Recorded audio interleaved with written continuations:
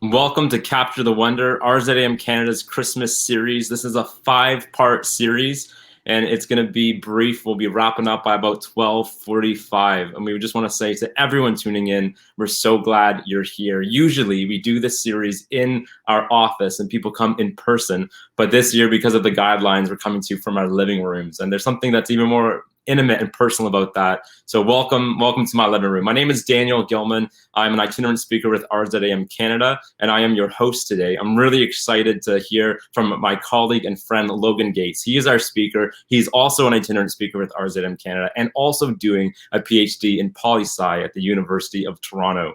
This Christmas, a lot of us are spending a lot of time trying to figure out the government guidelines and bylaws, trying to figure out how we can celebrate Christmas. It's going to be a Christmas like no other, and it's really tough for, I think, every one of us. And into that context, Logan Gates will be speaking. His talk is titled, "A Christmas Worth Singing About." He's going to speak for 15 minutes, and then we're going to have a time of Q&A. So please get your questions in there even right now.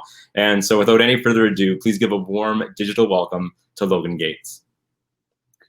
Well, thanks so much, Daniel. Thank you all for joining us. You maybe noticed in the promos, we're also doing a giveaway, a book giveaway today. And the way that you enter into the pool to be drawn for that is by submitting a question. So some of you have submitted questions in advance. Your name is in the pool, but you can also raise a question now. You can ask a question at any point during our time together.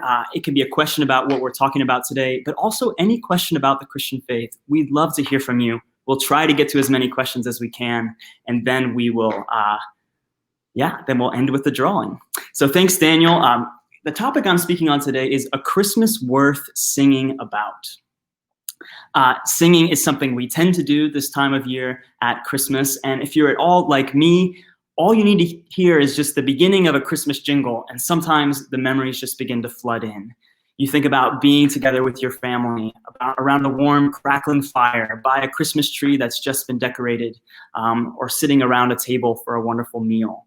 But I think the challenge for us this Christmas is that even though those songs trigger those memories, sometimes there can now be pain involved in that. Maybe your Christmas won't look like Christmas in time past. Maybe this has actually been a really hard stretch of a year for you. How can you sing a song of joy this Christmas when you don't have a job, when you don't know when one's going to come back? How do you sing a song of joy when maybe someone is sick in your family and there's a lot of uncertainty about what the future looks like? How can you sing a song when maybe you've lost someone this last year and your Christmas table won't look the same? 2020 has shown us also just the brokenness of our world, the injustices that still are here. So maybe singing a joyful song this Christmas could feel perhaps maybe a little escapist, or maybe perhaps even a bit hypocritical. How can we sing a song of joy this Christmas in light of everything that's happened? Well, I want to take this question and wrestle with it, but I want to wrestle with it through what is arguably the earliest and first Christmas carol ever sung. And this was a carol we'll find relatable because it was written not out of a happy, easy circumstance, but rather this was one that was written by a pregnant woman on a 4-day journey throughout Israel while she rode a donkey. But even more so, it was written out of a place of having her life totally upended. She had received visions and dreams of angels, dreams that even her fiance had trouble believing at times. And at the heart of them was this great inconvenience. She was pregnant. She was not married. This was a society in which she would be considered a total outcast. But into this context, she sings a song. And it's a song that's not a sad song, though there are sad songs in the Bible. This is a song of joy. And so today, what I want to do is look over her shoulder and to ask the question, what could it be that gives Mary something to sing about, even in the midst of the most trying of circumstances she had ever faced in her life? And I think what we're going to see is that Mary sings about not her circumstances, but instead about something more stable and more hopeful. She sings about God. We're going to see in her song, she sings about who God is, what God will do, and lastly, how we can enter into that joy. So first, she sings about who God is. She begins this famous song by saying, "My soul magnifies the Lord. My spirit rejoices in God, my Savior." Now, to magnify, that means to marvel at, to wonder over. And when your soul does that, in the biblical sense, your soul is the heart of who you are. So Mary is saying that she has found something in the person of God that is so captivating, so marvelous, that the very center of her being can't help but marvel over it. Now, maybe for us that feels a little abstract and spiritual to just take the concept of God and just start marveling over it. But Mary actually helpfully walks us through step by step how she does this. It's not just something that happens all of a sudden. Instead, she takes these attributes of God and one by one marvels over them. We see that she marvels over God's holiness. She says, "Holy is his name." Now, again, name. Your name has, in the Hebrew tradition, a sense of being very closely tied to who you are. Mary is saying there's something about who God actually is at his core that is holy. And to be holy means to be separate, to be set apart, to be pure. You know, in this age when we're hearing in the news about leader after leader who ends up having skeletons in their closet or ends up letting us down, Mary is marveling over a God who is so through and through holy that there is no being let down with him. There's something about his character that is so pure and wonderful that in this broken, messed up world, that is something so appealing that she can't help but marvel over it. She marvels over God as holy, but also over God as merciful. She says, "And his mercy is for those who fear him from generation to generation." This is a God who actually, for our broken and hurting world, we can have hope for, because this is a God who has mercy. And it's interesting, you know, Mary in this song will refer to herself as the most blessed of all women. And yet, in this song, as we just saw, Mary also refers to her need for God, her Savior. So even Mary, the most blessed of all women, feels the need for mercy from God, feels the need for God as Savior. Perhaps then, if Mary sees that need, you and I have that need as well. Maybe this brokenness that we see in the world, in part, is something that we play a role in as well. But Mary marvels over this idea that God is merciful. And lastly, part 3, she marvels over God as powerful. She says, For he who is mighty has done great things for me." In a world with so much need for intervention from God, there is so much injustice, so much sickness.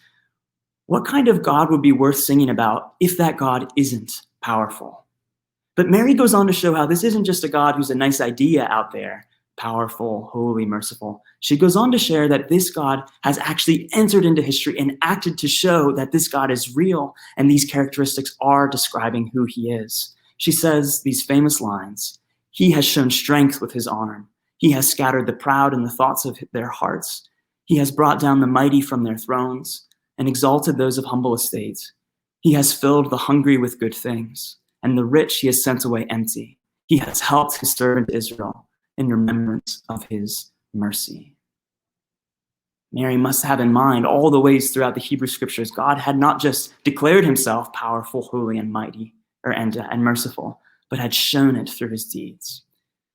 But here I want to say what is, I think, the central part of what I hope to share with you today, which is that this combination, powerful, holy, merciful, is actually unique to the Christian faith. No other religion holds together this combination like the Christian faith does.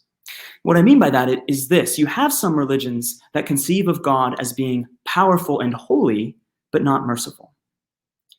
This is a kind of God that has the through and through holiness that we mentioned, but there is no element of mercy involved. And that becomes a problematic thing if we put ourselves in the place of Mary as someone who doesn't share in that holiness of God.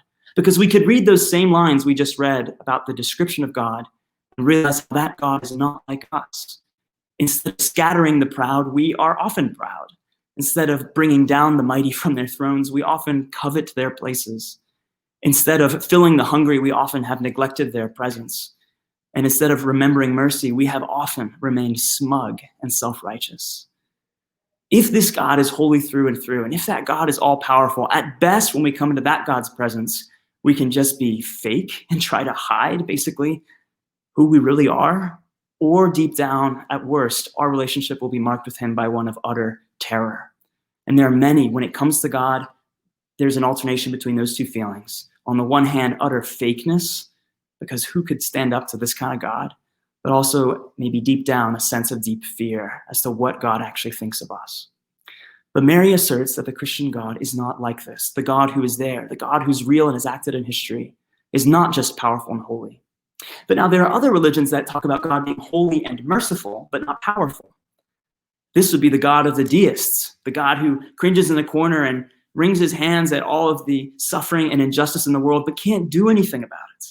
That's not a God worth singing about either. In our broken world where we need intervention now, when we need God to come and be present, a God who can't move, a God who isn't powerful is not worth being joyful about. But lastly, what about religions that talk about God as being powerful and merciful, but not holy? I want to say that this actually applies to every religion that has a sense of forgiveness without something like the cross.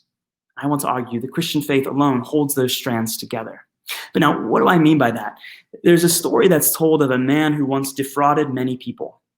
And as a result, he owed an enormous amount of money that he could never pay. And this man is brought before a judge. And the judge has a few options in front of him. The judge can simply follow the law and say, well, this man owes this amount of money, he can't pay it, and therefore the law says that he's to go to prison for the rest of his life. And the judge could just make that ruling. And in that case, we would say the judge is being just, or we could say holy, but we wouldn't use the word merciful to describe that kind of judge.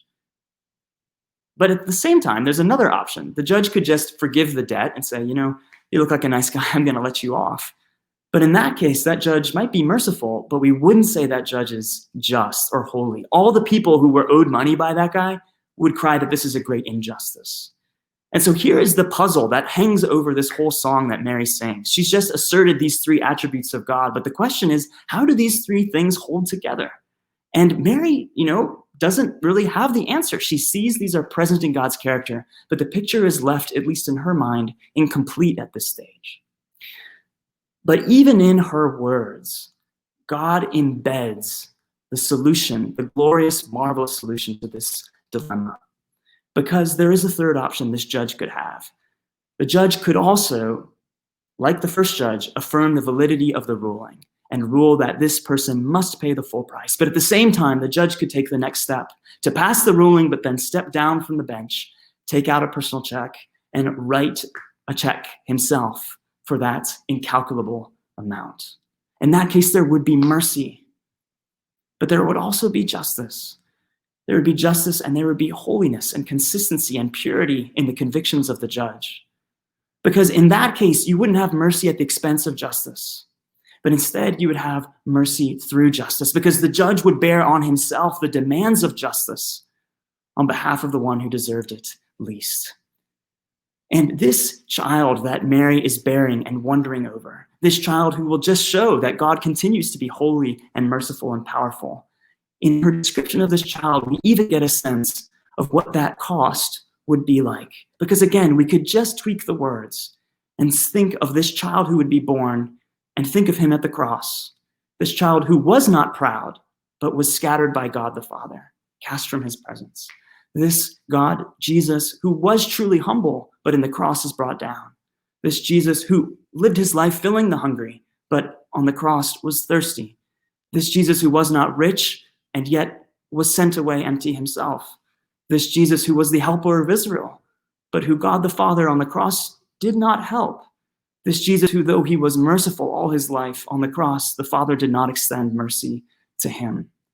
And Jesus did all of this because he loved us, so that he could bear the demands of God's holiness and justice on our behalf. Power and mercy and holiness. Only the God of the Christian faith intertwines those three elements. Mary can't see this picture in full, but she sees at the very least the attributes, and she glimpses maybe how they might fit together, and she can't help but marvel. As we think of this vaccine coming, we're hopeful. We're hopeful for finally the end to this hard time we've been in. But part of the hope that we have is actually based on the knowledge of what vaccines we've seen do in the past. We know they're effective because we've seen them work before. And actually, when you look at the technical language of Mary's song, the same dynamic is going on here. This song we've been looking at about God scattering his enemies and so on is in the past tense. But actually in the Greek, there's a way in which you can speak in the past tense and have it be about the future. It's a way of speaking about things that are so certain for the future that you can speak about them as if they are already done. And we see this actually in English when we say things like, well, that's as good as done. We assert that it is so certain for the future that even though it hasn't happened yet, we speak of it in the past. And actually what that means is that Mary is not just looking back at God being these things throughout history.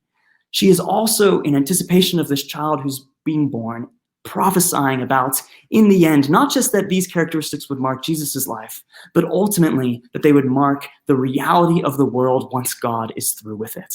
Because in Advent, historically, Christians have looked forward not just to remembering Jesus' birth, but actually to his coming again. Jesus died, he rose, he ascended into heaven, but the Christian teaching and from Jesus' own lips has been this sense that he is coming back. And when that happens, we can just change the tense of Mary's words. He will show strength with his arm. He will scatter the proud in the thoughts of their hearts. He will bring down the mighty from their thrones and will exalt those of humble estates. Every hungry person will be filled with good things. The rich will be sent away empty. He will help his servant Israel in remembrance of his mercy.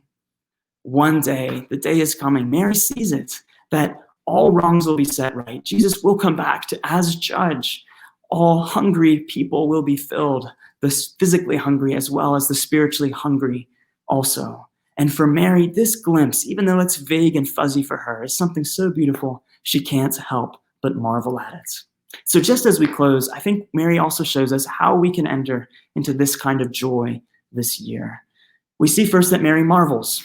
She looks at these things that mark God's character and what he will do, and she pauses this in this first Christmas to wonder. But she doesn't just marvel, she also receives. She receives from God the mercy that he extends. She sees in herself this need, even though she's Mary, the mother of Jesus. She sees a need she has to be forgiven. And she receives that forgiveness from God. And lastly, we do see also that she fears. She has this line where she says, his mercy is for those who fear him. Now, what this can't mean is the kind of fear we talked about with God just being powerful and holy, but not merciful. That's not the kind of fear here. This is a fear that's fear in response to mercy. And I think what that must be is a kind of fear that looks at the mercy of God, where God has given everything to us and says in response, God, I choose to give all that I am now in response to you. And so the question I want to leave you with today is, where are you in that process?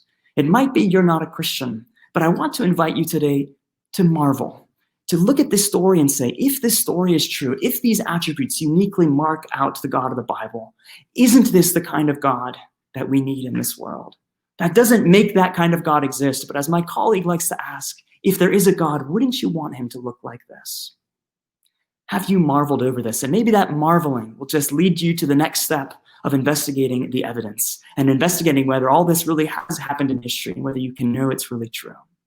Maybe perhaps you're at the stage of have you received this mercy that God has offered? Have you seen your need for it? The Bible is clear that you can do that at any point. We will never be fully ready to meet God. And even as Christians, we will still fall and need forgiveness again. But what we're invited to do is to pick ourselves up and receive afresh this mercy from God that came at the cross. And lastly, maybe the question is, are you fearing God with your whole heart today? Not in the sense of being terrified of his judgment. If you've trusted in his forgiveness, you don't need that fear anymore. But the question is, are you giving your whole life to him? And that's, again, something we will need to pick ourselves up off the floor of again and again. But are you fearing God this Christmas season? Are you offering yourself to him, even in spite of the circumstances you're in? So I don't know what your Christmas will look like this year, but perhaps maybe this is a Christmas that involves pruning back and asking the question, what am I joyful about in this Christmas season? And maybe it's the season for capturing again the wonder that actually is the grounds for joy, even in the most trying of circumstances, because it's a joy that's pegged on something that cannot be taken away. So do you have that song in your heart? I want to close by saying, I think that you can. So with that, thanks so much for listening. We're on to the time of Q&A now. So Daniel, over to you to lead us into that time. Well, thank you, Logan. So blessed to get to hear you speak. And everyone, thank you for the questions you have and are submitting. Please keep them coming, and we'll get through as many as we can. The first question comes from Merv Mao. I'm just going to ask Julie to click that question so everyone can see it. From Merv Mao, I'll read it to you, and it should appear on the screen. Hi, Logan. My question is, how will you encourage the Christians in the Western world in light of the struggle adjusting with the new normal / guidelines of pandemic? Just disappeared on my screen, but you can still see it, everyone, while relating to the persecuted Christians in other parts of the world who are secretly worshiping God. So Logan, how can you encourage us in the Western world as we're struggling in contrast to the persecuted church who's been going through so much worse? Well, thank you so much, Daniel and Merv, for this question. And Daniel, I just want to invite you, you know this, but we love your voice and would love to hear your thoughts on these questions as well. I love this question, Merv, that I feel in the question, you are guiding our thoughts in a good direction. As Christians, our scripture is filled with the accounts of faithful followers of God who have suffered as a result of that. And you can see in the writings of the New Testament, especially, that the first Christians had a real burden for those who suffered for their faith. And we are to have that heart as well. And I think what you helpfully point out is that for many people in many parts of the world, the idea of gathering in large groups publicly has never been a mark of Christian worship. And I think what we see from that, I would say, is the creativity they employ. What we see is that they don't just give up and live then their personal unidimensional Christian lives on their own. I think what we see instead is that they find ways to connect with one another. Because in the Christian understanding, this whole idea even of receiving forgiveness of God and fearing him isn't something we can possibly do on our own. It is simply too hard. And we need to be told by one another when we've messed up and fallen short what God is like, that he is present with us. We need to be prayed for one another. So I think, Merv, what I feel the persecuted church's example reminds us of is that we have the need for community, even when it's hard. And the question is, how can we seek that out in meaningful ways, even if we have to be thoughtful and creative, getting around the guidelines that, according to Romans 13, Christians are meant to submit to. We're meant to submit to our governments. But I think that we need to not make that an excuse to press into community with Christians, with other Christians. And maybe you're not a Christian, but you're wanting to move in this direction. I just encourage you not to do that alone, to think of any Christians you might know who could walk that journey with you. But I think, Merv, I'd say as well, this should just touch our hearts a little bit, to give us a tiny taste of what real life is for so many Christians around the world. It's a reminder for us to be praying for them and encouraging them as they face challenges that are so much greater than our own. So that's all I have to say on that, Daniel. I don't know if you have anything to add. No, that's perfect, Logan. Thanks so much. The next question comes from Joel. He asks, can you share ideas for showing love to the lonely and isolated during this COVID Christmas? That's a great question, Joel. And I think, Joel, we know you from some other events, so just great to see you again. Thanks for joining us. This has been on my heart a lot. I wrote a little article on rzim.ca, if you want to read it, on a very similar question. Because my sense, Joel, is I just feel so spent this Christmas between just like so many Zoom calls this year. And I just sort of want to just be with the people who will bring me the most joy. And I just want to, protect the few chairs that I'm allowed to have around my dinner table at Christmas. But I've been thinking a lot about the story of the widow's mite. This is the story that Jesus commends this woman who gives these 2 copper pennies, basically, I think it's 2 100ths of a wage, a day's wage, so little, but she gives it all away. And Jesus sees that this is actually all that she has to live on. And I think that what Jesus commends in her is that she has not decided just to give her joy away, but she's chosen to choose a deeper kind of joy. That she's taken what feels like so little, and she said, actually, the joy of pleasing Jesus matters more to me than the joy these 2 little copper pennies will give me. And I feel in the same way, maybe this Christmas we're thinking about our copper pennies. We're thinking, well, who are the few people I'm allowed to see? Who are the few people I can have around my dinner table? Who are the few people that I have the energy to reach out to with a phone call? And maybe the people who I usually make myself see, the relatives who I don't get along with as well and don't love spending time with, or, people in my community who I just know are hurting or suffering, but they're in my life. maybe we would be tempted to put those aside. But I think the story of the widow's mite encourages us to think maybe actually by choosing to make that phone call, by choosing to give even when our finances have been hurt, to give maybe to a homeless shelter or something like that, maybe to think and pause a moment, who are the widows in my life that could use just even a call or a gift or a letter that's written by hand. I think that actually, in Jesus's eyes and in reality, is a choice of deeper joy. Because that is ultimately the choice that Jesus made on our behalf. He wasn't joyful on the cross, but at the same time, the book of Hebrews tells us it was for the joy set before him that he did that for us. So I think when that touches our hearts, we begin to find a power to live that way. But Joel, I just thank you that you're thinking along those lines. And I am wrestling with the same question. We have restrictions, but I still think maybe as we pray, again, we can be creative to think about who are the people God has put in our life and what is it in our ability to do. Thanks, Logan. Just one more idea. Earlier this year, some tragedy just rolled right into my wife and my life. And the day that we got that heartbreaking news, my colleague Alonzo and his wife Khadija, they not only Uber Eats us food, but they Uber Eats themselves the same food and had us join them on Zoom or Skype. I think it was Skype, and just ate the food together. And I think that I had long known the idea of sending people food when they're going through times that hurt. But the idea that Alonzo so creatively had himself have the same food so that we can like eat that food together was something that was just so special for us. And so remembering everyone who's isolated, that's just an idea I want to encourage people to consider is send someone food, send yourself the same food, and invite them to eat it with you. There's such a sense of togetherness, and we desperately need that sense of togetherness in a time of so much isolation and quarantine. The next question comes from a student that means so much to RZAM Canada. Though she's in the States, she's tuned into a lot of our stuff. Her name is Sadie Page, and she submitted through the website in advance a question about Christmas. And here's her question. Logan, is it okay to participate in celebrations / holiday festivities that aren't really focused on Jesus and his birth? That's a great question. Actually, Daniel, may I ask you your thoughts on that as someone who has a family background that is not Christian? I'd love to hear your thoughts on this question.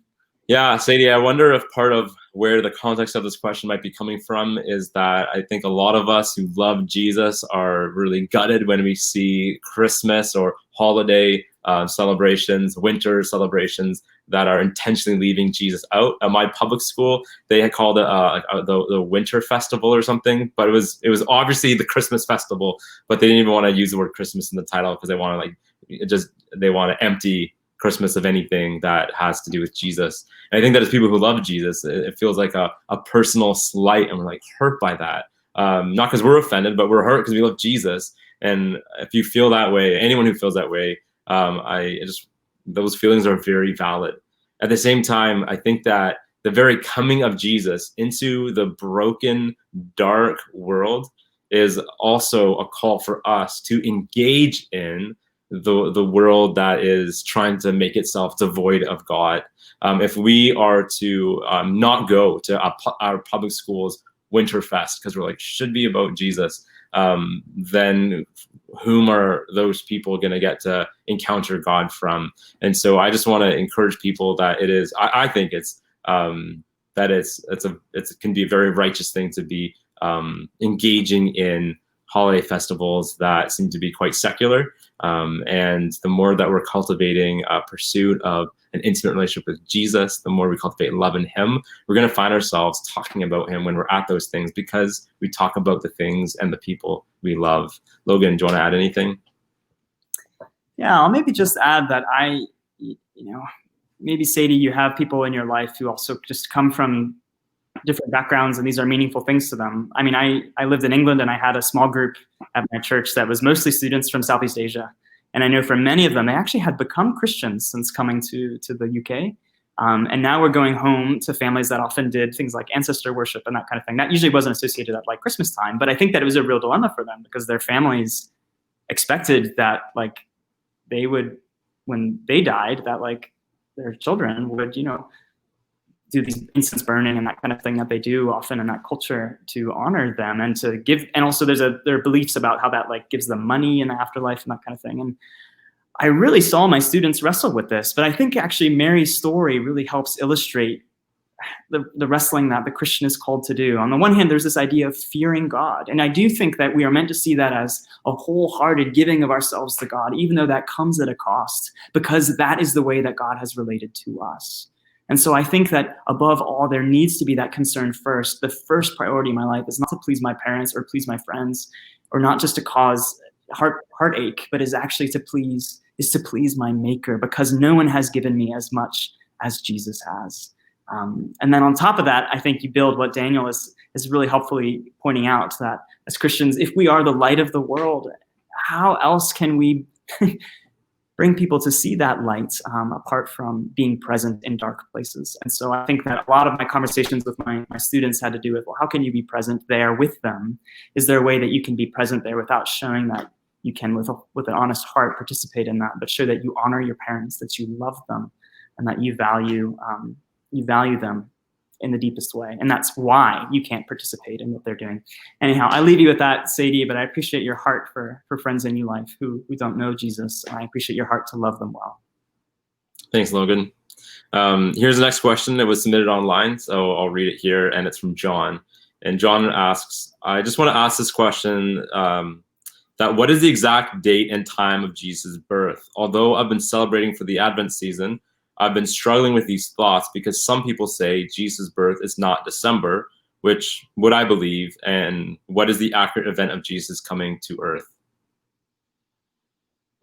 That's such a good question, John. You know, I am not an expert in this field. I basically am in a similar position to you, where I have read lightly, not in great depth, but that in large part, Christmas, it seems, was maybe not on December 25th. I mean, perhaps it was in April or something like that. But I think I would say this, that as Christians, we should always be holding lightly things that the Bible doesn't tell us explicitly to do. So maybe you've heard in some church traditions, they refer to things called sacraments. And by that, they just mean things that Jesus gave us to do. Well, at least that is how most Protestant denominations understand that term. And there are very few of them. He gave us the Lord's Supper. He told us to remember his death on our behalf by taking bread and wine. And then he also gave us baptism. That was something that Jesus said really mattered. And those were things that we were to do, to be baptized, to take the Lord's Supper, because they pointed us towards things Jesus wanted us to remember, the things that are at the heart of our faith. And so in light of that, I think that as Christians, we should see that everything else we should be more flexible about. You even see Paul, for instance, writing about how those, who don't observe special days, and there's research into what that means when he said that. He says, don't look down on those people. And so for some Christians, I do think there are some who struggle to celebrate Christmas with a whole heart because they feel it's so been, made into commercial things and it's not in the Bible. And so maybe someone of a conscience with that in mind would say, I don't feel I can celebrate. But I think at the same time, we're told if that is the case, those people still should not look down on others who do choose to celebrate. I mean, this isn't scripture, but when the church has done something for 2,000 years, I think we are still at least to look at that and say, maybe there's some wisdom behind this. I had a pastor at my church who used to say, sometimes when you're wondering how to do something, it's best to ask what your grandfather, why invent something when your grandfather's been doing it for 70 years? And I think in the same way, sometimes your grandfather can be wrong, but it's good to listen to what he has to say. So I think the Christian practice of celebrating Christmas and Easter is just a good practice for us to remember two core parts of Jesus's life, his incarnation into our world and his death and resurrection on our behalf. So I think that however that's incorporated into your Christian life, I think that that's okay. But I think we shouldn't get too worked up on when exactly it's celebrated. I think whenever we find ourselves making that such a sacred thing to us, then that's maybe something we need to be wary of. I appreciate that honest question, John. And I hope you can let us know as you do more research into what you think the historical facts are. What matters is that Jesus really was born. He was born in a physical place at a physical time. And there are so many historical records, not just from the Bible, but from Roman and Greek and Jewish sources that affirm basic facts of Jesus's life. And I find that for me as a Christian very encouraging. This isn't just an empty ritual. There is history behind this. Yeah, absolutely. And John, I want to also just throw in that the fact that we don't know for sure when Jesus was born is one of the evidences that this is an authentic story. Because if Christians had just fabricated the story of Jesus, then we would have written in his birthday. Like that's a very significant piece of someone's life. But the fact that we don't know when he was born is evidence that the story is true. That at 2,000 years ago in remote Israel, those who were born of low estate, they didn't have a birth certificate. There was nothing to be able to. There's no like concrete pieces of documentation. Only the kings, the emperors, the powerful, mighty would have that type of documentation.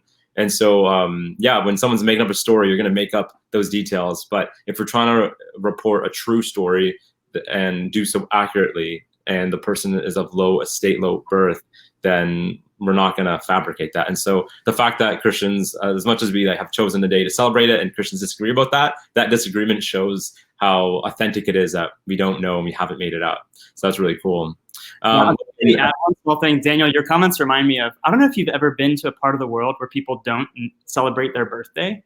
No. Sometimes there are places where like they like have to think about it. They're like, yeah, it's on this day. And I think in the same way, this like tradition of like everyone knows their birthday and it's on our passport and like we have birthday parties every year. I don't think, at least in its full extent, that existed back in the ancient Near East. So I think actually what we find, as Daniel has mentioned, I think are more key milestones. You know, we hear these names, Quirinius, we hear Pontius Pilate, and these are historical figures that in this time period people would anchor events in terms of, you know, we're told about census counting and that kind of thing. So I think that what we find is something that is historically situated, but done in an authentic way that doesn't read like some American wrote this, you know, in the 1990s, you know, like, oh, we better say when the birthday is. I'm not quite sure that mattered as much in that time period. But again, this is a great thing to do some more research on. And I hope we've given you enough material to think about, John. It's a great question.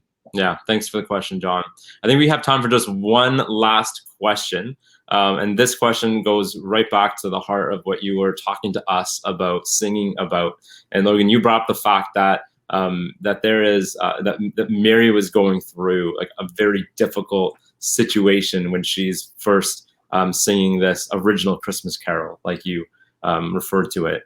For those who feel the weight of like, Christmas is supposed to be a time of happiness, and I feel very empty. It's a time of carol singing, but I feel lament. Can you speak to those who are feeling that way? What do we do when you're logging into an online church service, or for those in other regions of Canada, outside of the GTA, maybe an in-person church service, and people all seem happy, but you feel lonely in a crowd? How do we still, do we just muster the courage to sing along, or what do we do with those feelings of lament? Thanks, Daniel. That's a great question to end on. I think there are a few things that we can do.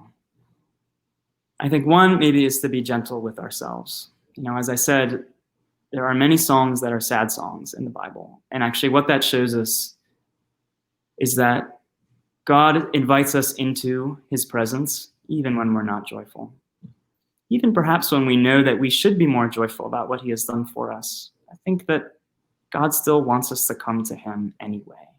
He is merciful and he wants to receive us and comfort us. I mean, that is what Christmas in large part is about. God with us, Emmanuel. God is present with you in your suffering. And what that might mean is that maybe you will struggle with the Christmas carols on the radio, or even your church service, or even the conversations that friends have with you. And I think what that reminds us of is that Mary, remember, she has 4 days on this journey. It's a 4-day journey to see her cousin Elizabeth. And she writes this out of 4 days. And that's a lot of thinking time. And sometimes what I think what can happen to us is, those of us who are Christians, is that we can just get so in the habit of like, well, I go to church and I read my Bible and I just go through my plan.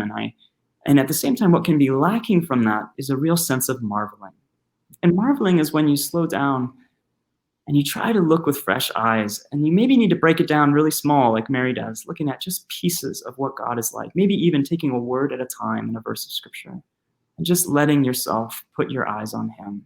Because that is where Mary's joy comes from. It's not from her circumstances. It's rather from something that she can look at in the midst of her circumstances. And that person is God. But But I think I will maybe also add, we touched on this already, but I would hope that you can find people, even if some friends are harder to talk to and don't really relate to what you're going through. I hope that you can find someone to walk with in this season, someone you can be open with about how hard it is for you and how hard it is for you to trust God or to feel his nearness. And maybe this feels like a sad Christmas. I just hope that you can think, is there a Christian I could trust that I could bring that up to? Even if you're not a Christian, I think that we're not meant, the Bible says, man is not meant to live alone. And I think that part of the way that we can receive this memory of who God is and what he's like is through the care that friends give to us. That's a beautiful story that Daniel shared about our colleagues Alonzo and Khadijah caring for him. That, in a way, I imagine, reminded Daniel and his wife about the way that God thinks about them. God is inconvenienced for us on the cross because he loves us. And so sometimes a good friend can do that. And honestly, I'll just end by saying, if you have questions or want prayer, please write into us at RZIM. You can write to us at info. Actually, I'll just give you this email address because you'll see in a moment. Please write to us at events@rzim.ca. We would love to pray for you. And if you just want to have a phone call, even with a member of our team, we'd love to be there as well for you.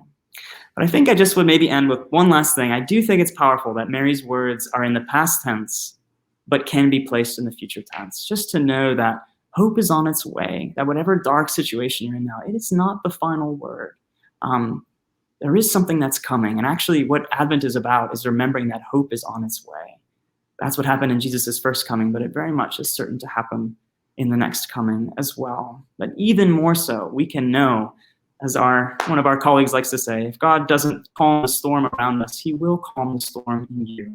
God can give you peace and hope in this season. Run to him and bring others alongside with you. And that would be my prayer for you this Christmas, is that those songs you can sing, sometimes singing actually can be a way of strengthening our heart to assert things that we really know are true. And that's actually, some of that, when it's done with a good heart, is a good thing to do. I know I'm at the end of my time, Daniel, but I do want to announce we have a winner of the drawing. Joel Gretton has won our drawing. Joel, thank you for your question. The way you can get this book prize is to email that same address, events@rzim.ca.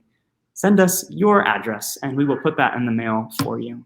So with that, Daniel, thanks for your questions, and I'll turn it over to you to wrap us up. Thanks, Logan. And thank you, everyone, for submitting questions. Some of your questions so good, we didn't get to them for the sake of time. One of them was a question, I know you're not the only one who asked, the person who asked this, and it was, can demons be saved? We don't think of them as having souls like humans do. Can they be redeemed? This is actually a question that I had a pretty robust conversation with my dad, who's also quite the theologian, and we'd love to get to this. So I hope we can get to that question this coming Thursday, because we're going to be doing another one of these Capture the Wonder events. I'll be the speaker that day, and the talk is called A Pagan Christmas. And we're going to be uncovering some of the most, I think, shocking elements of the original Christmas story to the original audience, namely God's use of a star. And that might not sound shocking to people, but to the Jewish audience, it would have felt very pagan, I believe. And I'll make that case on Thursday, showing how that points us to the very heart of God. And then that will just be 15 minutes, and then Q&A the rest of the time. So if you have questions about angels and demons and whether they can be saved, or you have questions about astrology and stars, I cannot promise that we'll have answers for all your questions, but I give you my word, we'll do our best. So please bring your questions. You can even submit them online at rzim.ca right now, your questions for Thursday.